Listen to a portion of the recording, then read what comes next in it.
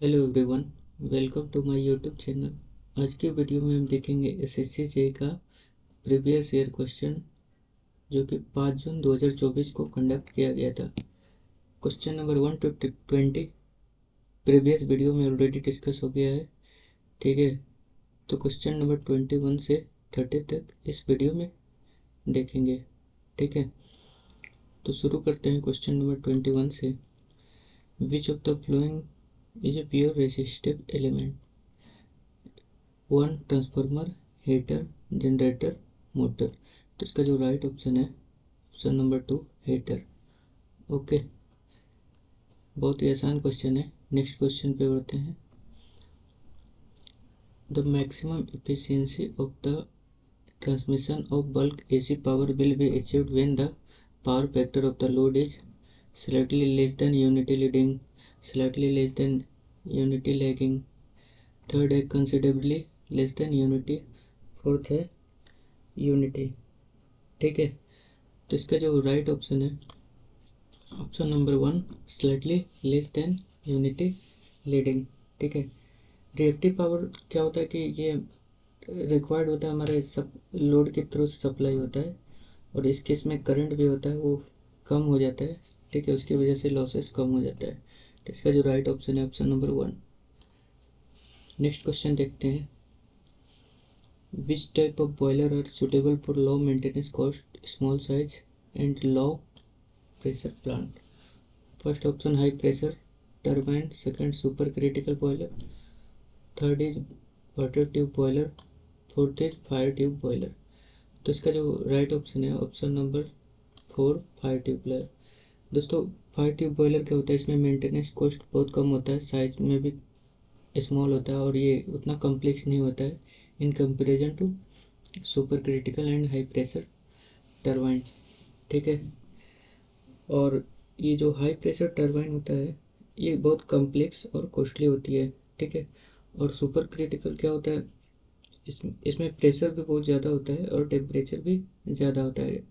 इसमें इवापोरेशन बहुत कम रहता है, that's why it's name is super critical.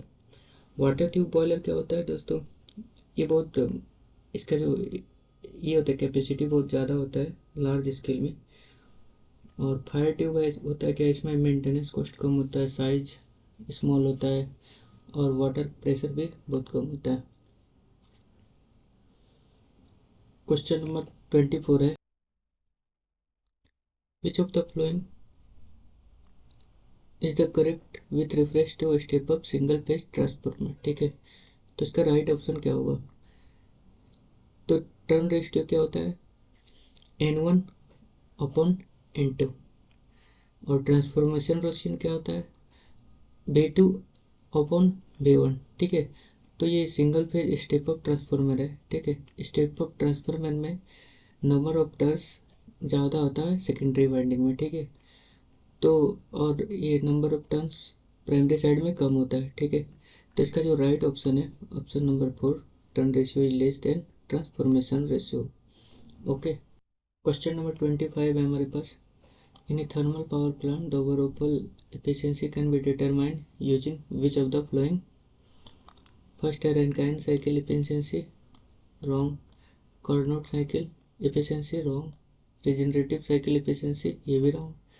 Right option 3 boiler efficiency into generator efficiency into turbine efficiency। ठीक है दोस्तों, अगर आपसे कोई पूछे बॉयलर की एफिशिएंसी क्या होती है, तो बॉयलर का efficiency thermal energy upon chemical energy. ठीक है, वही अगर जनरेटर की एफिशिएंसी पूछे तो आप ये बोल सकते हैं electrical energy divided by mechanical energy. वही अगर टरबाइन की एफिशिएंसी पूछे तो आप ये mechanical energy divided by thermal energy बोल सकते हैं। ठीक है, क्वेश्चन नंबर 26 देखते हैं। Torque developed by a three-phase induction motor least depend on which of the following option? Rotor power factor, shaft dia, rotor EMF, rotor current. तो torque का क्या होता है, torque is directly proportional to E2 cos phi, cos phi। तो rotor EMF पे depend करता ही है, रोटर करंट पे भी डिपेंड करता है, पावर फैक्टर पे भी डिपेंड कर रहा है, ठीक है। तो अब बचा ऑप्शन नंबर सेकंड, ठीक है, शाफ्ट टायर। इस पे बहुत कम डिपेंड करता है, तो इसका right option second shaft tyre, ठीक है। तो क्वेश्चन नंबर 27 यहाँ पे हिंदी में लिखा हुआ है, ठीक है। तो चलिए मैं आपके सामने इंग्लिश में पढ़ देता हूँ, ठीक है। क्वेश्चन कह रहा है 27, according to general principle of plan whenever practical it is beneficial to evaluate action only after। तो ऑप्शन 1 है evaluating the tender, टेंडर को evaluate करेंगे। सेकंड कह रहा है issuing purchase order। थर्ड है making bill payment. Fourth is saving tender. तो इसका जो राइट ऑप्शन है ऑप्शन नंबर 4 टेंडर, ठीक है। क्वेश्चन नंबर 21 देखते हैं, विच of the flowing effect is pre dominant when a dielectric material is polarized। First option is charge particle reorient themselves in the output phase with electric field। Second है it make charge particle free to move। Third is it make charge particle free to move and cause current to flow in the material। तो इसका right option option number 3, it make charge particle free to move and cause current in to flow in the material।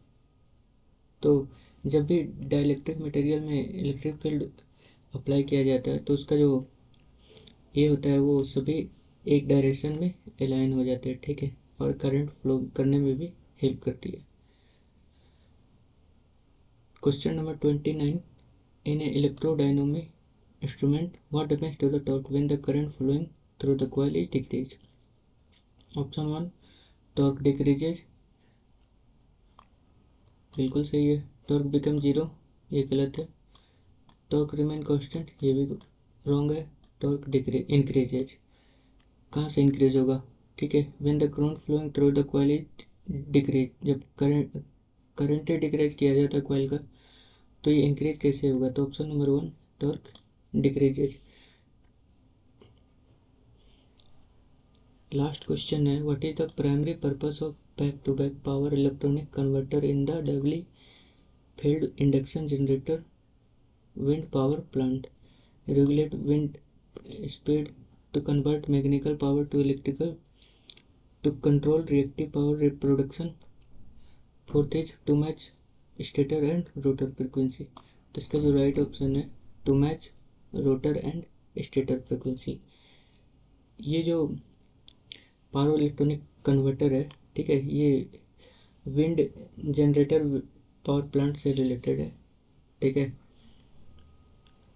तो आज की video में इतना ही, ठीक है। Next video में क्वेश्चन नंबर 31 से स्टार्ट करेंगे। तब तक के लिए थैंक यू।